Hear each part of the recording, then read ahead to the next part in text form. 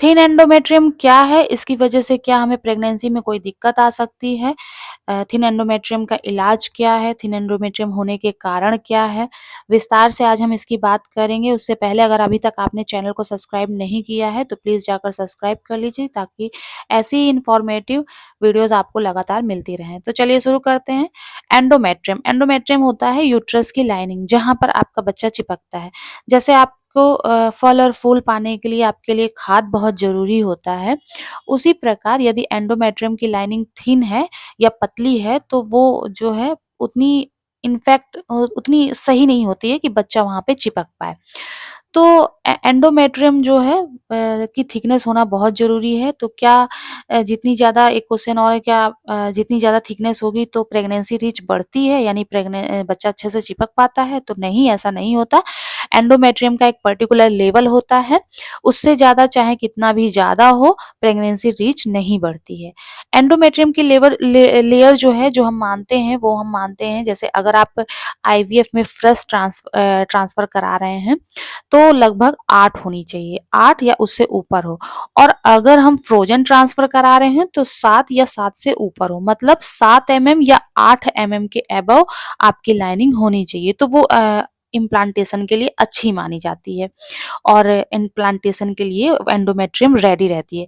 वैसे ये जो लाइनिंग है, वो मैंने आईवीएफ के लिए बात करी है, लेकिन कोई भी ट्रीटमेंट, चाहे वो आईयूआई का ट्रीटमेंट हो या ओव्यूलेशन इंडक्शन का ट्रीटमेंट हो या नेचुरल कॉन्सेप्शन का ट्रीटमेंट हो, एंडोमेट्रियल लाइनिंग जो है वो बहुत ही ज़्यादा ज़रूरी होती है।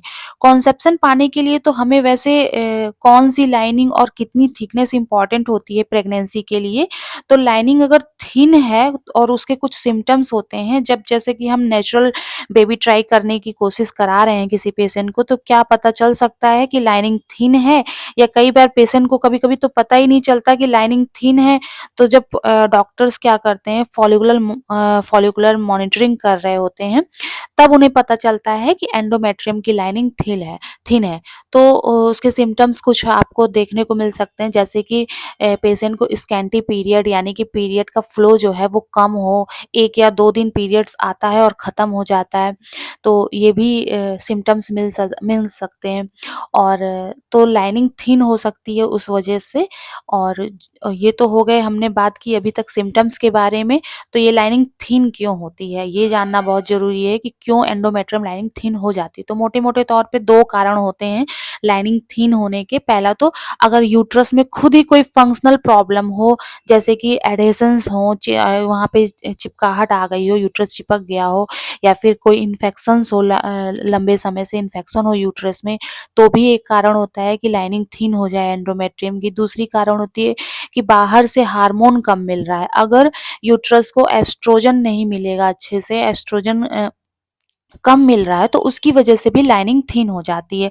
और अगर आपकी कोई फिजिकल कॉज हो, जैसे यूट्रस में एडहेशंस हो, इन्फेक्शंस हो, मोस्ट कॉमन इन्फेक्शंस में ट्यूबरकुलोसिस की वजह से यूट्रस की जो ब्लड वेसल्स हैं वो कम हो जाती हैं, जिसकी वजह से ब्लड वेसल्स अच्छे से ब्लड फ्लो करा नहीं पाती हैं, जिससे भी एंडोमेट्रियम की लाइनिंग थिन हो जाती है।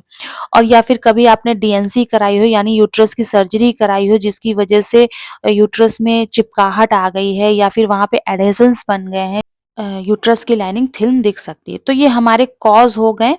तो ऑर्गेनिक कॉज जो आपने अभी तक देखे कि डीएनसी कराया हो, या फिर टीबी हो गया हो पेशेंट को, या इन्फेक्शन हो कोई, या फिर झिल्लियाँ आ गई हो वहाँ पे लाइनिंग, जिसकी वजह से थिन हो जाती है। अब यूट्रस के बाहर से एस्ट्रोजन अगर कम मिल रहा है, यानी कि हाइपोएस्ट्रोजेनिक स्टेज पर है पेशेंट, तो उसे हार्मोन लो है, यानी कि नियर वो मेनोपॉज स्टेज की तरफ पहुंच रहा है पेशेंट, जिसकी वजह से उसका एस्ट्रोजन उसको कम बनता है, जिसकी और ब्लड फ्लो जो है वो कम हो, जिसकी वजह से भी लाइनिंग थिन हो गई है। तो ये हो गया कारण कि क्यों लाइनिंग थिन होती है। अब थिन लाइनिंग है, उसका डायग्नोज कैसे कैसे डायग्नोज किया जाता है, कैसे पता चलता है? तो जब एग रिलीज़ होता है उस दिन डॉक्टर चेक करते हैं कि लाइनिंग थिन है कि नहीं। तो डायग्नोसिस अल्ट्रासाउंड से होता है। तो अल्ट्रासाउंड हमेशा अच्छी जगह से होना चाहिए ताकि वो डॉक्टर अल्ट्रासाउंड करे जिसको प्रॉपरली लाइनिंग दिख पाती हो कि लाइनिंग थिन तो नहीं है, या थिन है तो कितनी है, कितनी नहीं है। फिर अब बात करेंगे ट्रीटमेंट के बारे में। तो जो एडहेशंस हैं तो उसके लिए हिस्ट्रोस्कोपी होती है, जिसको जो झिल्लियाँ बन जाती हैं यूट्रस में, उसको हिस्टेरोस्कोपी के द्वारा काटा जा सकता है। फिर अगर मान लो इन्फेक्शन है, ट्यूबरकुलोसिस का इन्फेक्शन है, जैसे तब जिसमें एंडोमेट्रियम की बायोप्सी की जाती है, जिससे एक पीसीआर भेजा जाता है, जिससे टीबी पॉजिटिव है या नहीं है ये पता चलता है। और अगर लाइनिंग थिन है तो उसको मेडिसिन के द्वारा ट्रीट किया जाता है। और अगर एडहेशंस है तो उनको भी मेडिसिन्स के द्वारा या फिर उनको किसी यही हिस्टेरोस्कोपी में ऑपरेशंस के द्वारा ठीक किया जाता है। तो ये हो गया ट्रीटमेंट के बारे में। तो उम्मीद है आपको थिन एंडोमेट्रियम क्यों हो जाती है, कैसे हो जाती है, उसके ट्रीटमेंट्स क्या डॉक्टर करते हैं, ये सब चीज़ें समझ में आई होंगी। और मिलते हैं अगले वीडियो में ऐसी ही इन्फॉर्मेटिव जानकारी के लिए। तब तक के लिए धन्यवाद।